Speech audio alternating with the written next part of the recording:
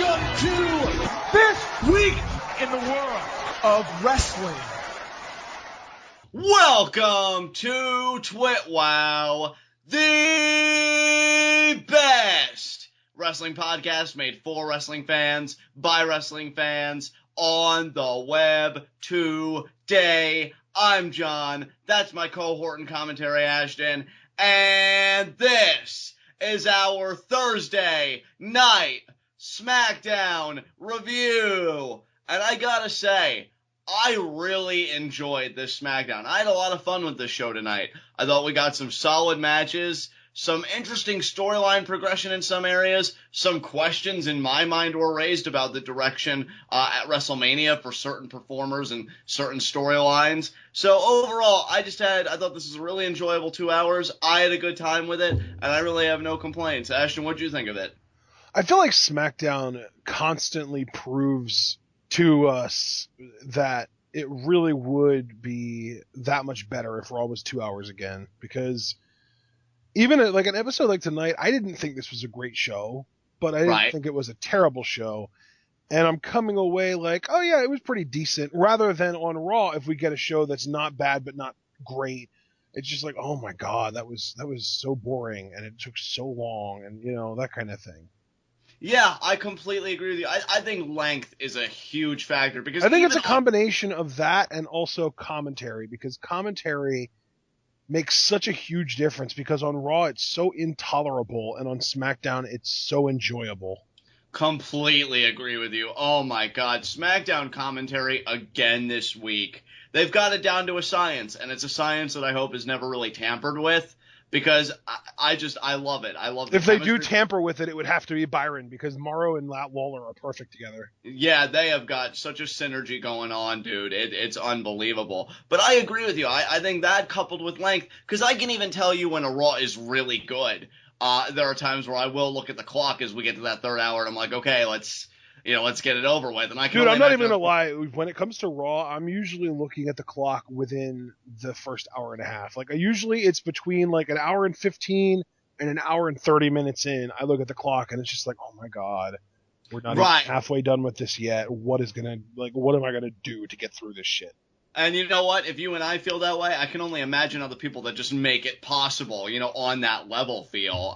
So yeah, I think scaling it back to 2 hours would be best, but that's not happening anytime soon. Thankfully, SmackDown is 2 hours, and coupled with great commentary, you get, at best, a decent 2 hours, which is far more than you could say about the NFL recently. At worst, and yeah, at best, it could really be a phenomenal show one of these weeks. So with that said, let's get right into our first segment, Heat of the Night. And I gotta say, I was dangerously close with one segment in particular to having a Heat of the Night, but I actually liked what they did towards the end, so I'm not gonna add it there. So I'm really left with nothing to really complain about. I'm good. What about you? I honestly, if you want the complete and honest truth, I don't think I was paying enough attention to this show to have a Heat of the Night, because the one thing that caught my eye that really annoyed me was that we had Mark Henry, Chris Jericho, and AJ Styles dancing when they always make fun of the Usos for doing the same thing. Like, literally, Jericho makes fun of them for being so over the top. Mark Henry was angry because they like to play around as much as they do, and then you do that. Yeah, I can totally see where you're coming from. You knock the New Day for doing that kind of behavior, and yet you engage in it yourself. Really makes Even if it was just like a way to mock them, it's still like, that just seems like the whole idea of mocking someone seems like an unprofessional thing to do in the first place. Yeah, and plus, so the fact that these guys are like, they're like talking about like how they're like these professionals and the New Day are just a bunch of jokes.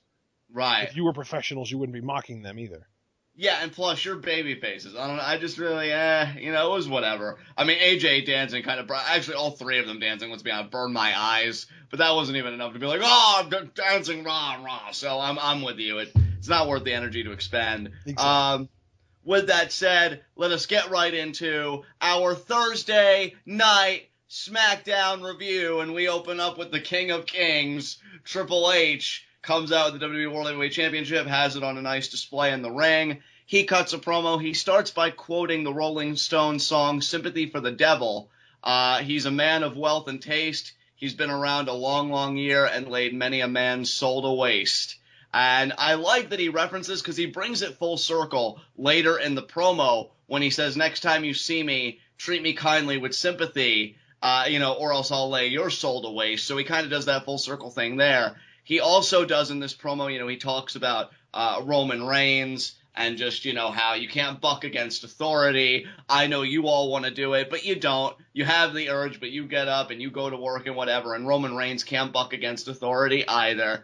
And then what I really liked, he takes the phrase blood, sweat, and tears. People say like, oh, I'm going to give my blood, sweat, and tears to get this done. And he creates a kind of imagery with it because he says, with blood, and then he takes out a towel covered in Roman Reigns' blood. I already took that from him. The sweat, Roman Reigns, he's got that down. He works hard, and he's good. And the tears, that comes at WrestleMania 32.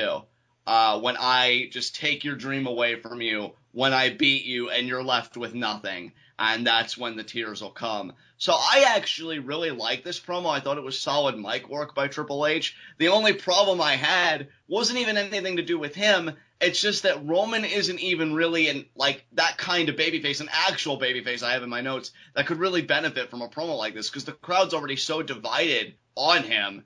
I don't think this promo is really going to do him any favors in the long run, despite how good it was, in my opinion. What did you think of this segment? Yeah, this is the kind of, Triple H promo that kind of reminds you just how good he is, and it's one of those promos that you'll get goosebumps listening to. Like his delivery, he just means every word that he says, and that's a big part of what makes him as good as he is.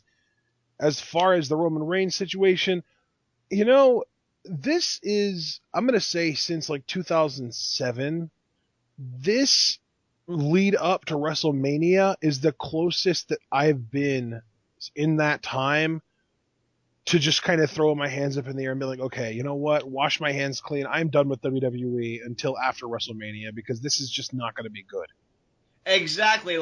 I look at this promo by Triple H, and I think, say, for example, if we had a male equivalent of Bayley, because she's over like hotcakes, if we had a male equivalent of that, and Triple H cut this promo, I think Triple H would have done that babyface in question a tremendous service, because this was really well done.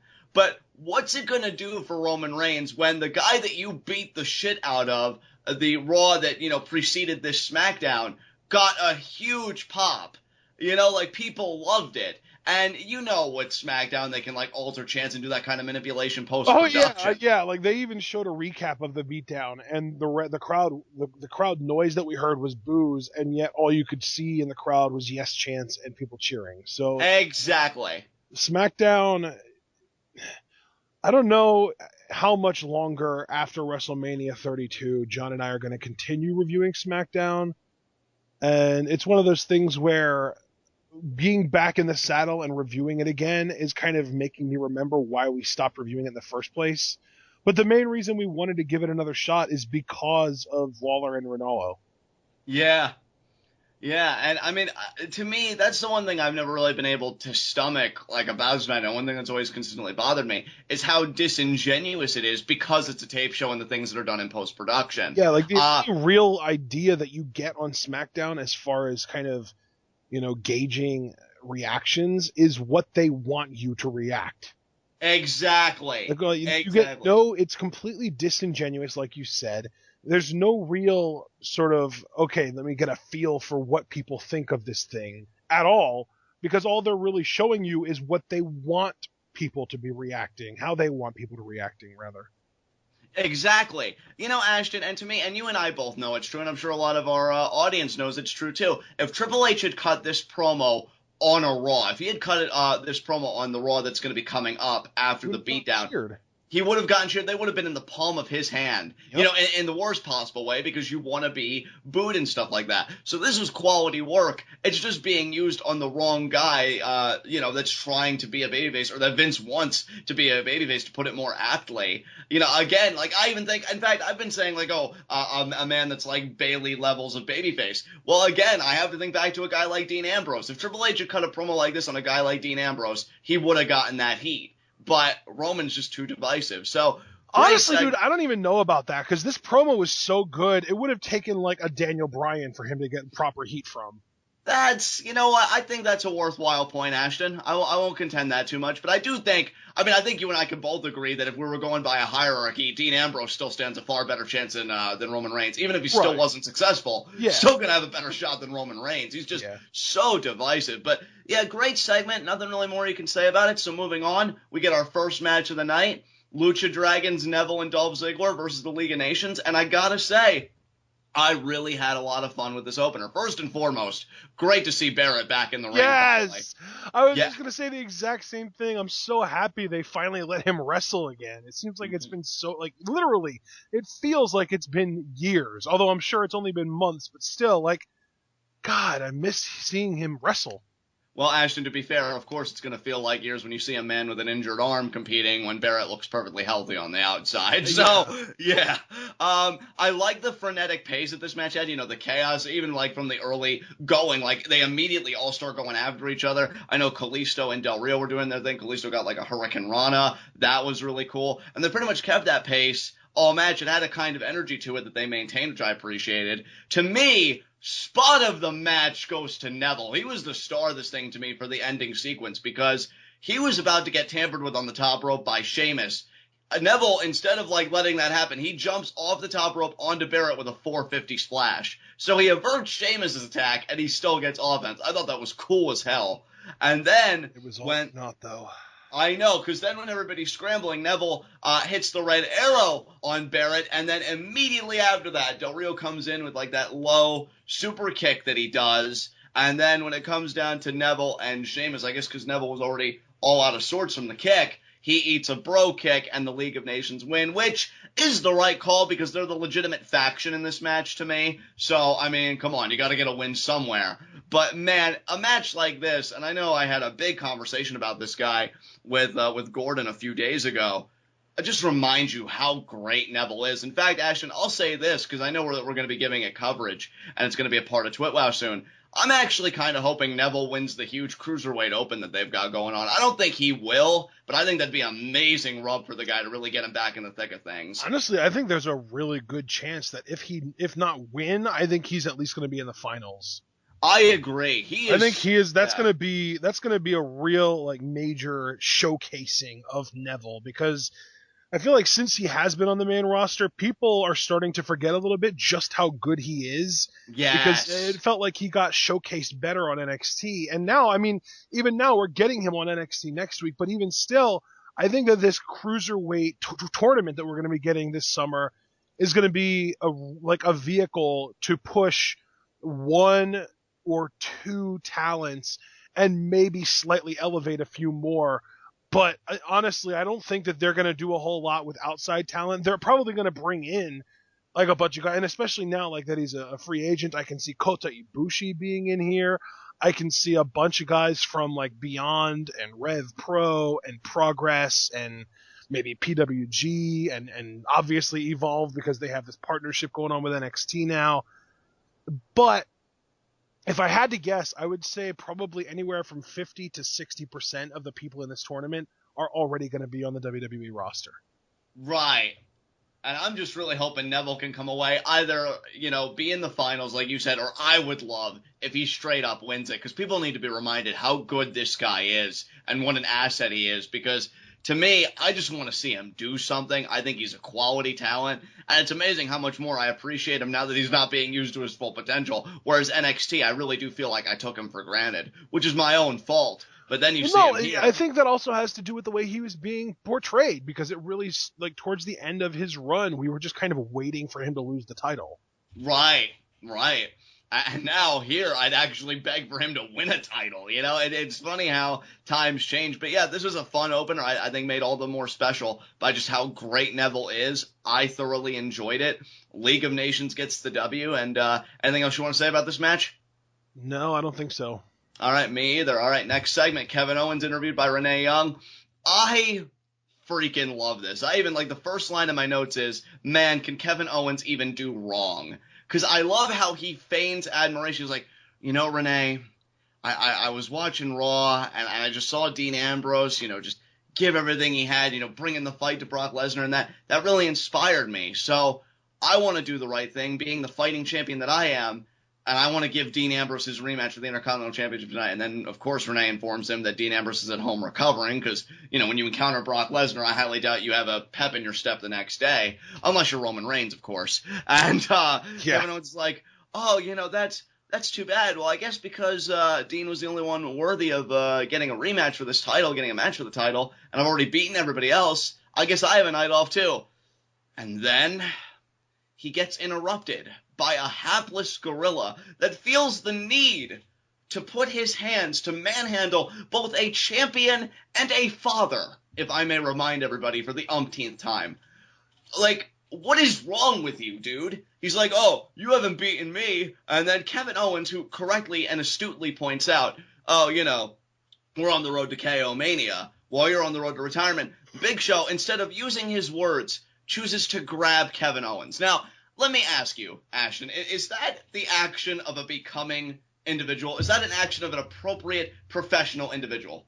That is the action of a Neanderthal. Exactly. See? This man is cultured and educated. Listen to this man. He knows what he's talking about. Big Show had no right putting as, and I'm quoting Jack Swagger here from their rivalry, his Vienna sausage fingers on Kevin Owens. I mean, that is just obscene.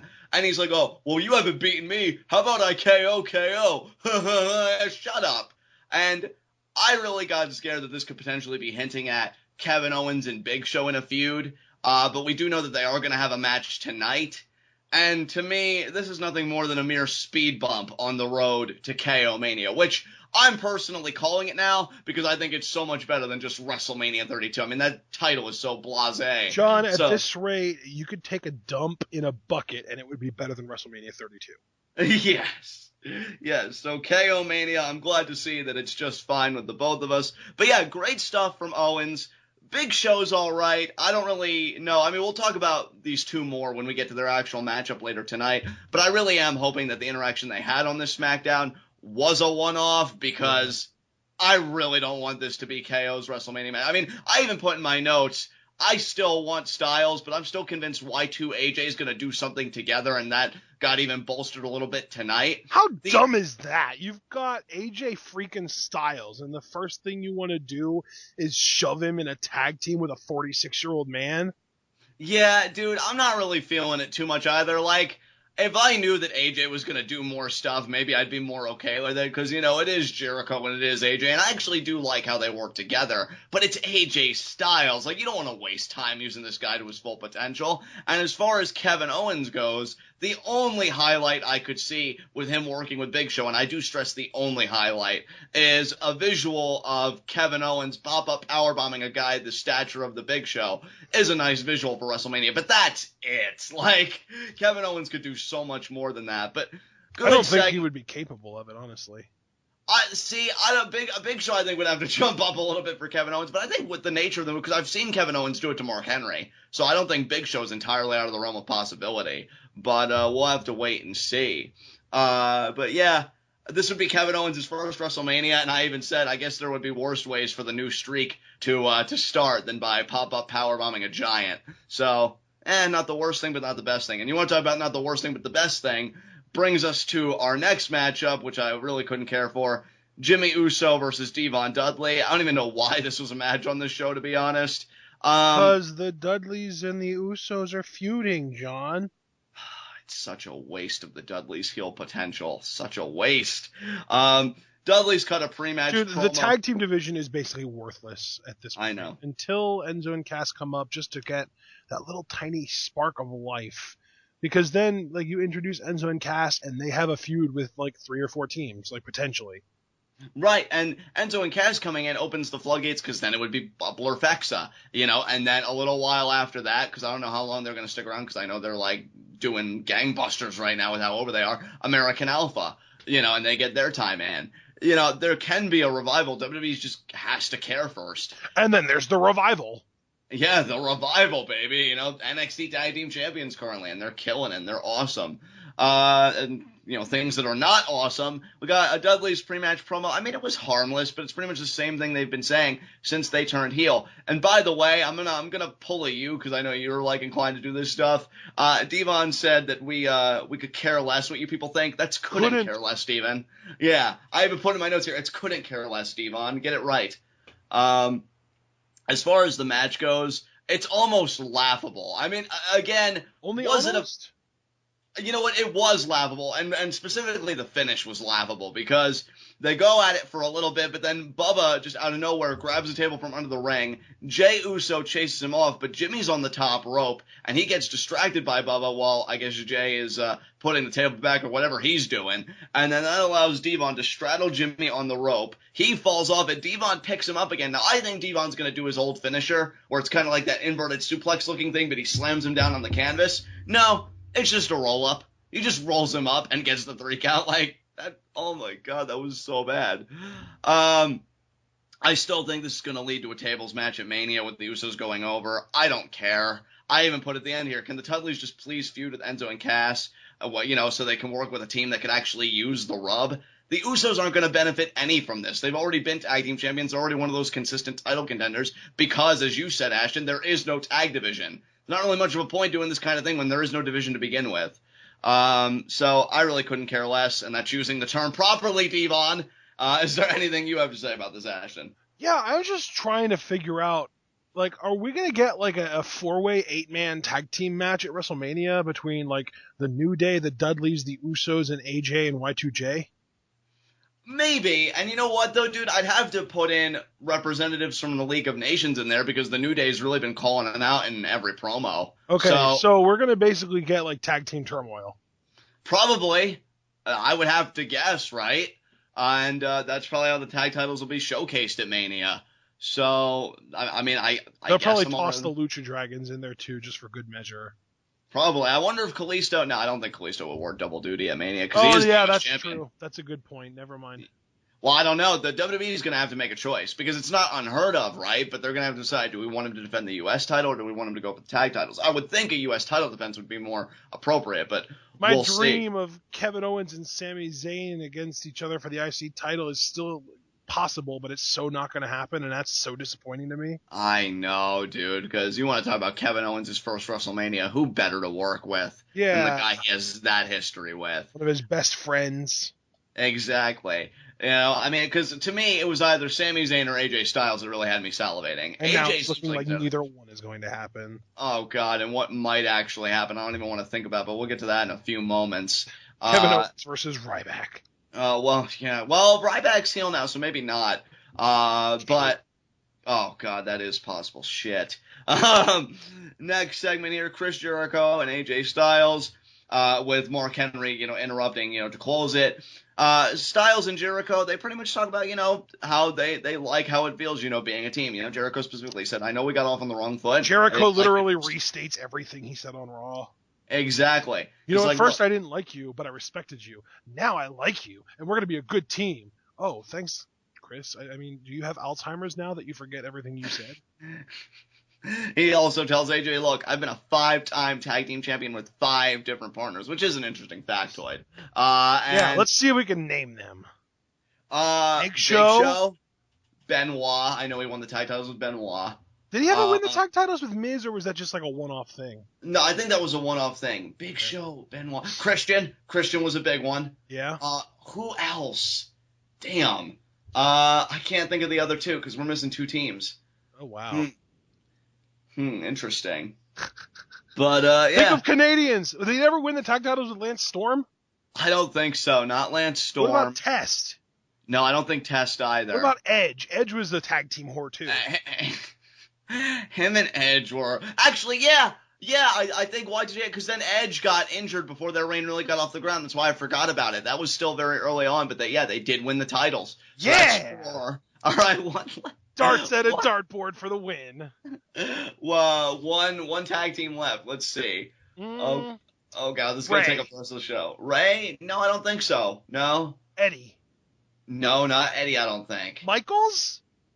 No, I don't think Michaels either. Oh, God. Yeah, it's not happening. This is so bad. Yeah, it's not coming together. The Rock? You know what? Yes, it's The Rock, because I think they beat the Dudleys for the World Tag Team titles while The Rock was WCW champion, and then they lost those titles, and then Jericho got bitter, and then they feuded for the WCW title. Good job, bro. Alert, I only knew The Rock because of Wikipedia. Thanks, Wiki.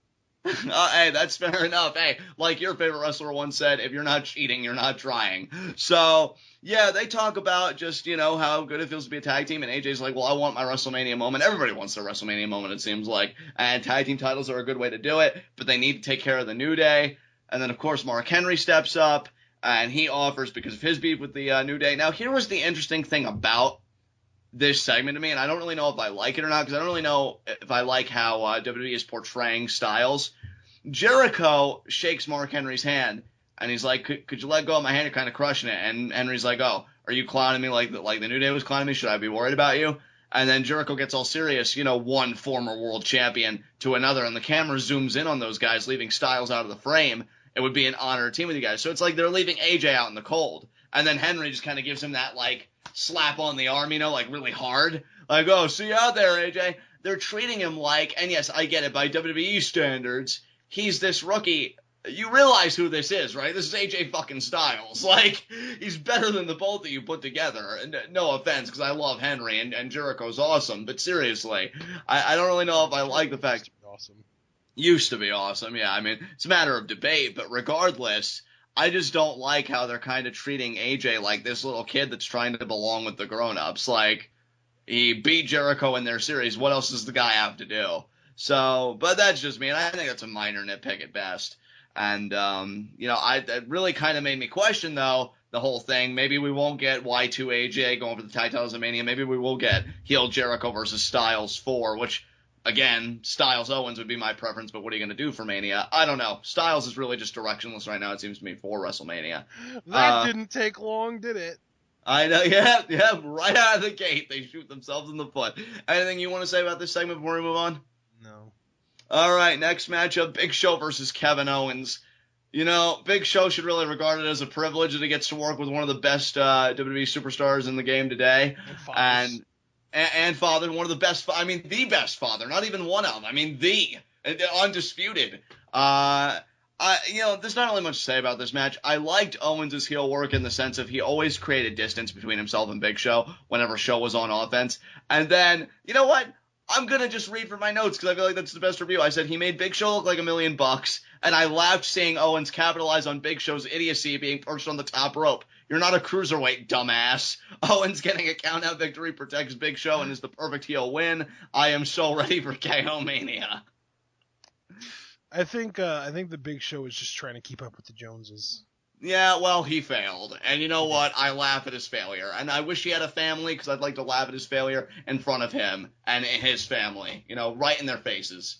God. Hey, guys! I can fly, because I'm only 400 plus something. Shut up. Got perched on that rope. Oh, man. Got hung on that rope. He was trying to perch, and it just didn't work out. He's too big of a bird. Yeah, man. Way to fail, dumbass. But he is the T-Rex to Kevin Owens' ostrich. Yeah, I know we always joke calling him the Big Slow, but seeing him get on that top rope was just ridiculous. He used to do missile drop kicks in WCW, man. I know. Hey, the Giant, and I'll make a differentiation between the Giant and Big Show. The Giant was one freak of an athlete, okay? I saw the highlights. The Big Show, especially in 2016, don't kid yourself, brother. Stay to the ground. Exactly. I'm going to ask you, do you think this count-out victory leaves the door open for these guys to work more together, or do you think Kevin Owens is sure as hell hope not. I hope so, too. Owens didn't cheat to win, really. He didn't. He just capitalized on an opportunity. It was a fair match. Owens won. Big Show gets to the back of the line, as far as I'm concerned. How inspiring do you think his son found this victory? His dad taking on the bigger individual and winning. This is like a metaphor for bullying. Now his son will know to stand up to the bullies, and he'll win because he's an Owens, and that's all that matters. Because he's an Owens, damn it. Yeah, because he's an Owens, damn it. Yeah. So I wonder if kayfabe Kevin Owens' son's name is Steen. Oh, that would be amazing. Steen Owens, because his real name is Owen Steen. Yeah, do it. I'm hoping that this is the end of this, because even though it was a count-out victory, and Big Show will be like, oh, we didn't pin me or whatever, a count-out victory is a legitimate form of victory. I mean, that's why we have remember Mark Henry beat Sheamus by count-out at SummerSlam 2011? I think, yes. Yeah, Yes. It was 2011. Yeah! Yeah! Look at you showing up today. I never get historical references right. I did it, Mom! You pulled a me. I'm so proud of you. Yeah, it's a legitimate form of victory. That's why we have it in place in the first place. I don't want to hear Big Show bitching, because KO Mania is too beauteous looking for that chrome dome to be getting involved. More like bitch show, am I right? Oh my god, this motherfucking guy right here. Alright, let's move on. Natalya versus Becky Lynch. I said this is on its way to being a good match, but Team Unity interfered and attacked Natalya, causing the non-finish. They tried to gang up on Becky, but Sasha came out and made the save, so returning the favor from this past Monday. Charlotte then came out and announced the number one contenders match between the two of them. Honestly, because we have so much time, before WrestleMania, I would love to see this match, WWE take a chance and this match be the main event, because I think that'd be awesome. But because I fully expect Charlotte to interfere and cause, this double non-finish, because by her logic, she'll have no challengers, it's probably going to be in the middle of the show, and her actions are going to backfire on her anyway, and that's how we're going to get a triple threat. Even though, to be perfectly honest, as much as I love Becky, I do think Sasha deserves a one-on-one shot at the title. So that's how I don't think she's going to need a one-on-one shot at the title. I think she's going to win the title in the triple threat by pinning Becky, probably. Gonna win on her first try and remain undefeated. Yeah! Like how we channeled our inner Enzo and Cass there. So yeah, not really much to say here, Ash. It was just furthering the whole Divas Championship storyline. I obviously don't have a problem with that. And yeah, it should be a good match. Absolutely. This right here is literally the only thing I'm looking forward to on Monday. I feel like the only person on the planet that literally does not give a single shit about The Undertaker. Yeah. I know a lot of people have been buzzing about that. Interesting that you already are just checking out of this whole Shane McMahon Undertaker storyline, or is that wrong to say? Is it just No, that's completely appropriate to say. I don't care. Okay, well, yeah. All right, wow. Dude, it's one of those things where anytime they have a match where the stipulation has real life implications, my brain shuts off, because I know that no matter who wins, no matter who they book to win, they're just going to do whatever the hell they want anyway, because it's kayfabe and who cares? Yeah, that is true. That is very true and oddly depressing. So, with that said, we'll at least Welcome to my mind. We'll at least have Sasha and Becky Lynch to look forward to next Monday. Yeah. That should be good, although nowhere near as good as, Puma, Pentagon, the sequel, and Phoenix. Oh, and also Cuerno Phoenix ladder match. Yeah, that's right, bud. That's right. Going to be an amazing Wednesday. Oh my god, I love Lucha Underground. But this is not Lucha Underground, unfortunately. This is Thursday Night Smackdown. And we still have a show to do. So, next matchup, R-Truth versus Heath Slater. This was the matchup where I was close to giving it a heat of the night, because Goldust comes out, and a Golden Truths chant actually starts. Now, I wanted to ask you, were these plants that started up this chant, or do you think they were legitimately this over? Because I really didn't know. I don't even know if I would call it plants as much as I would call it canned. See, and it didn't sound canned to me, though, because I was trying to differentiate. I'm like, is this a canned thing? It just didn't seem right that these guys, when they haven't even really done anything yet, would be this over. Goldust is like, oh, you hear that? And see him acknowledging it made me think, too, maybe not. Maybe there was a weak chant, and then they just sweetened it up. Yeah, maybe. Boost, Yeah, that little boost. Not really much to say about the matchup. Actually, who was the star of this match to me? Bo Dallas. Yeah, oh my god, dude, I freaking love Bo. He was freaking out on the outside. He screeched Heath's name at one point when he was losing control. Heath! And I can't even replicate it. It's so bad. That was actually surprisingly close, believe it or not. It's just like, Bo, calm the hell down. So good. And Truth tries to get the backslide, and Goldust gets the right hand while the referee's not looking, dealing with the Social Outcast, which gives Truth the leverage to get the pin off, and he gets the win. And See, the only problem I had, I like that finally something's happening. The only problem I had is commentary was like, oh, when Truth sees that, that's probably going to cause a problem. When Truth saw that, even though he's a babyface, he's like, yeah, you know what? I dig it. Yeah, you can help me, cheat to win anytime you want. So he's finally warming up. But then Goldust ruined it when he did his breathing thing and he winked at R-Truth at the end. I even put in my notes, that end was creepy. I will probably have nightmares after this, so thanks. Thanks, Goldust. Good job, Goldie. Yeah, you creepo. It's funny because Goldust is actually really entertaining on Up, Up, Down, Down. Really? Yeah. I believe it. But it's that fish out of water element because they usually play more contemporary video games and he just has no clue. Exactly. Wow. That's awesome. But Goldust, you're a freak, and I mean, I could certainly sympathize because I'm a freak in my own right, but I mean, you're just really weird about it, so yeah. Thanks for the nightmares. Anyway, after that, we get our main event. The New Day versus Y2AJ and Mark Henry. Once again, as if I really can't say it enough, the New Day had an amazing pre-match promo. I loved when they were making fun of Mark Henry. Like, does he still really believe he's the world's strongest man? You hear Big E quipping, where's the proof? It's like, where's the proof? Where's the proof? And I was dying. And then they did that laugh without making any kind of facial expression. Yes! Dude. It was so good.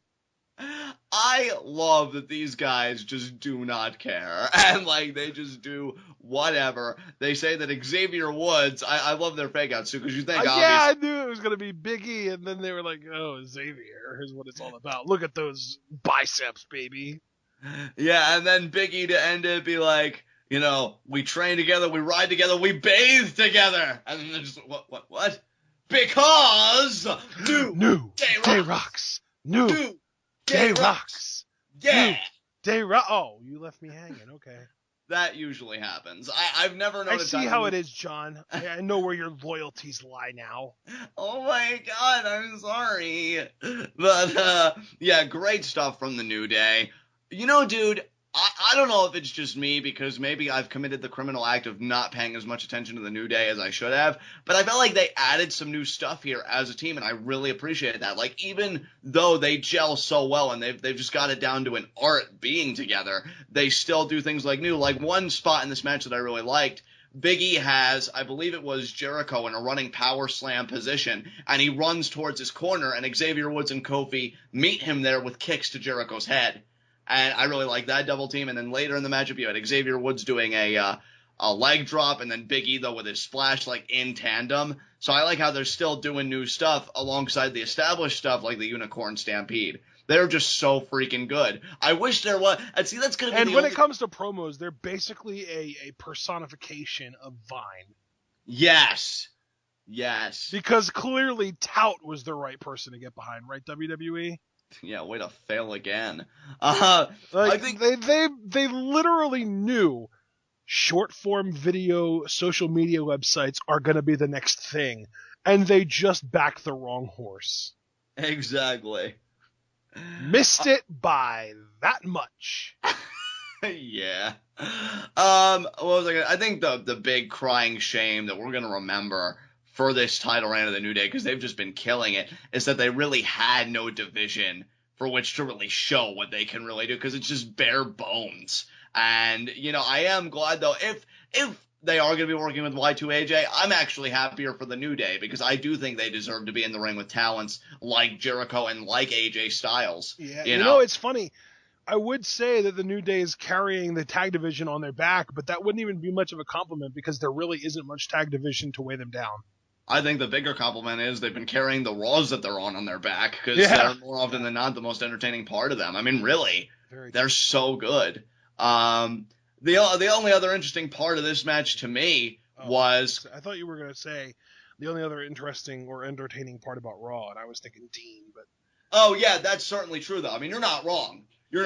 But in the context of this match, I loved, the closing moments, because Big E does a double clothesline to Xavier and Big E, and he starts to say, that's what and then he gets cut off by a Trouble in Paradise from Kofi. Kofi just shuts that shit down, and then he's measuring AJ Styles for it, but Jericho pushes Styles out of the way. He sacrifices himself. He eats the Trouble in Paradise. Jericho, you martyr! I know, and I guarantee you, if he turns on AJ, that's gonna be part of the promo. AJ, and he's gonna channel his inner Paul Heyman. I was a martyr for you. I martyred myself for this team, and all of you sycophants and germ incubators, all you could think to do was chant AJ Styles, and then just be so salty about it. Be great. I love that we're better writers than WWE. I know, right? It's so true. And then when it comes, get together with Adam Blampier from What Culture and just make our own wrestling promotion. Yes, I'll do it. It comes down to Xavier Woods and AJ Styles. AJ gets Xavier in the calf crusher, and just instantaneously Xavier starts tapping out. Doesn't even last on that hold for a millisecond. So AJ submits one half of the tag team champions because New Day, they're all the tag team champions under the Freebird rule. So they get it done. And yeah, I'm guessing. See, because my thing is the tag title match with Y2AJ is either going to happen at WrestleMania or it's going to happen on a Raw. Jericho bails because he, just sacrificed himself for AJ. Maybe he feels like AJ isn't returning the favor. We finally get heel Jericho and then maybe just a spin on their WrestleMania match. Those are the only two avenues I really see it going. But yeah, I mean, Kevin Owens, AJ Styles, Jericho by extension, and the New Day, some of the more interesting pieces at play that really don't have a direction for WrestleMania yet. But fun main event. Anything you want to say about it? No, I mean, like I said earlier, the dance spot was a little bit lame to me, but I didn't feel like it was really worth making a full-blown heat of the night because it was kind of a mid-match impromptu thing, and Right. the way that the match folded out with Jericho winning via calf crusher, I appreciated. Yeah, AJ. I'm sorry, I said Jericho, I meant AJ. Yeah, Jericho was the martyr. He was the martyr that made it happen. He was a father figure to you. Admit it, AJ. Admit it. But yeah, they get the win. We'll see where it goes from here. But with that said, let's move on to our next segment. High spots and low shots. It's with a heavy heart that my low shot is the New Day. Oh.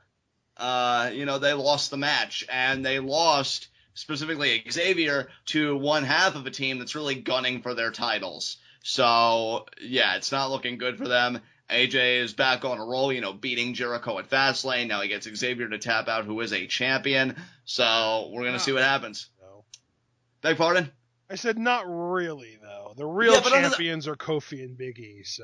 Yeah, but I mean, under the Freebird rule, Xavier could come in at any moment and be a substitute. And again, with the New Day's mentality, they are all the tag team champions because they share everything. I mean, we even got the admission tonight again that they bathe together. So, yeah. Do they, though? Or was that just Big E taking it a step too far? Maybe that was like a Freudian slip of something he'd like to do with his teammates. I don't know. I ain't going to inquire. That's a rabbit hole I don't want to go down. But regardless, New Day is my low shot regardless because they lost the match. And I think it was an important match for them to win because it could have kept potential contenders at bay and they couldn't stave them off. So New Day are my low shot.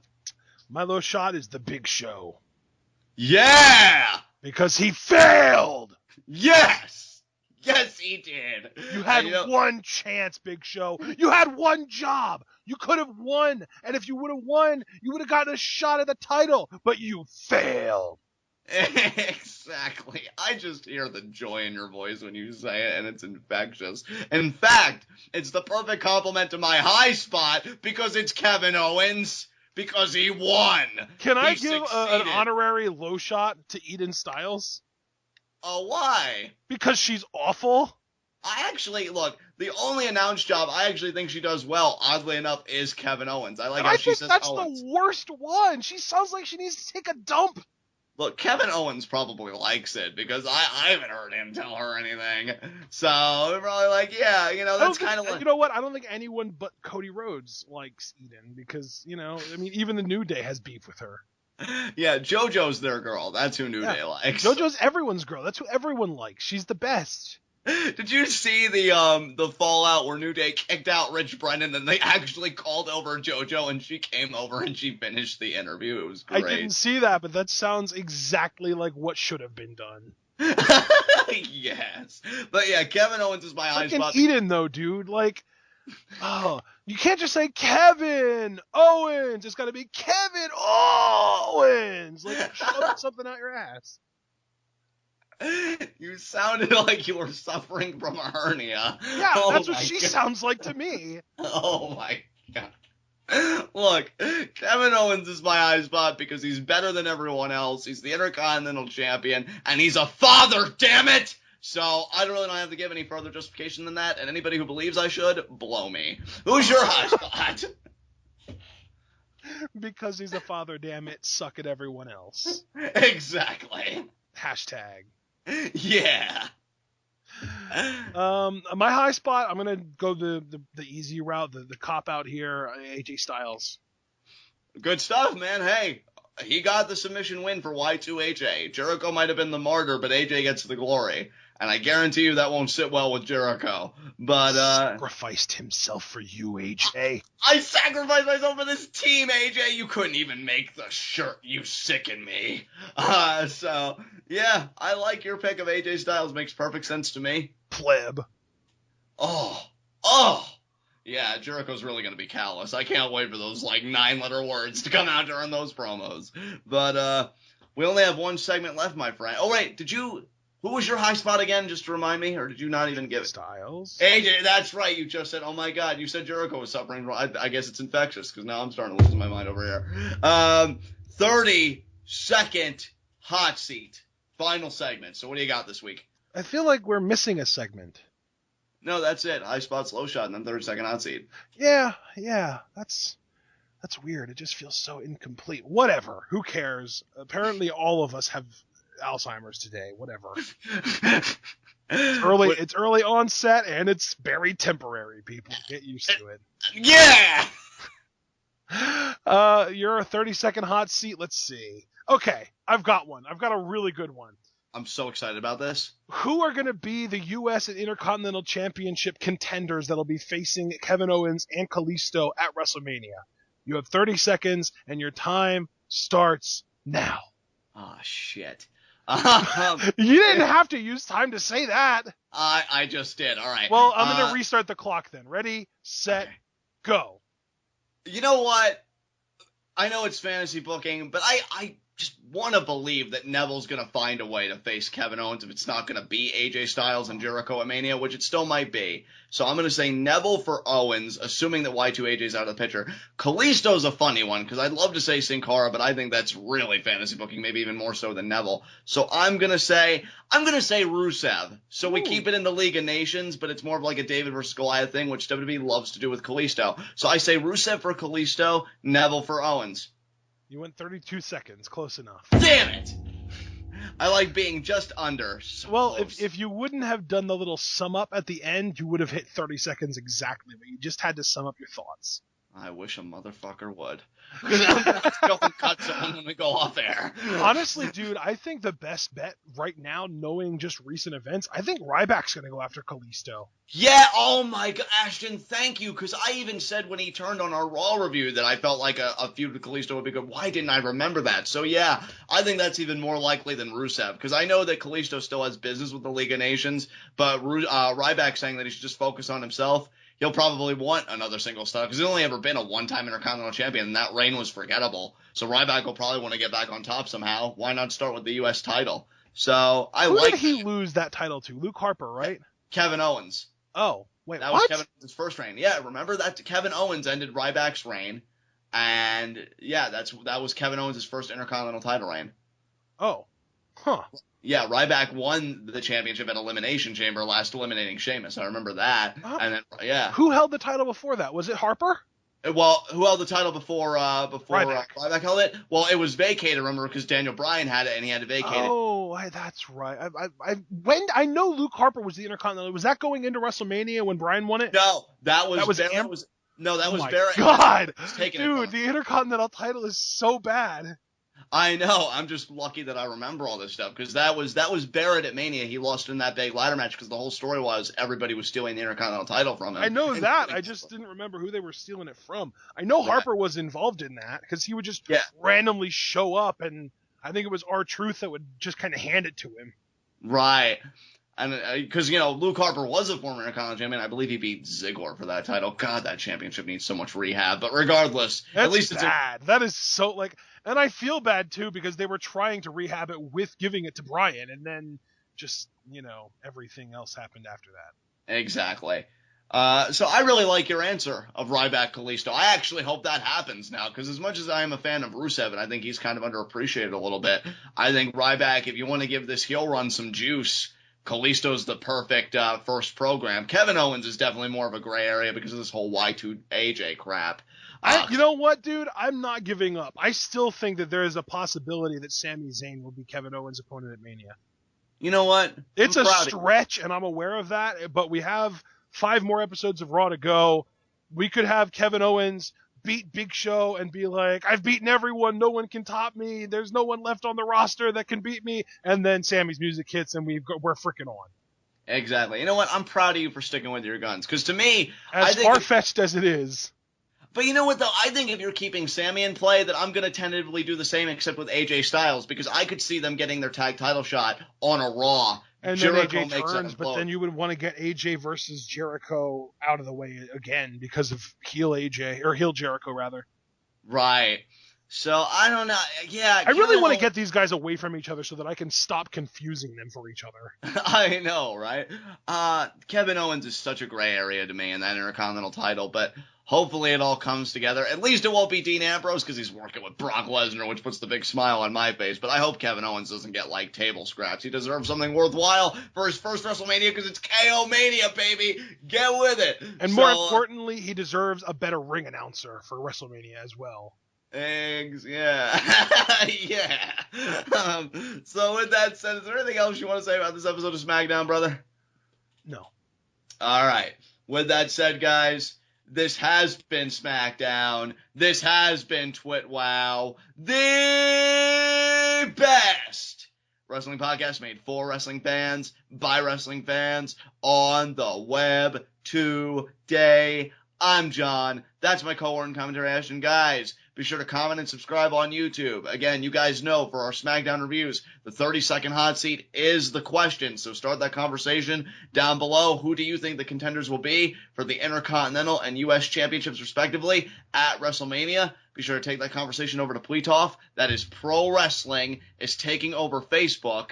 I'm sure there will be a lot of discussion about where exactly KO Mania will go and who will be waiting for Kevin Owens there at WrestleMania, as well as Kalisto. Be sure also to like the TWitWoW Facebook page, interact with our content, comment, share it around, do what you can. Also be sure to check out the TWitWoW subreddit that Ashton created. There you will find all of our TWitWoW content, and members of that community are endowed with the ability to start threads on all things related to pro wrestling.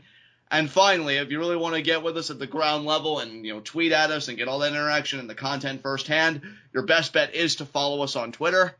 I am at John_TWitWoW. Ashton is at apond, that's the letter A, and pond is in the body of water, 404. Be sure to follow both of us. You won't be disappointed.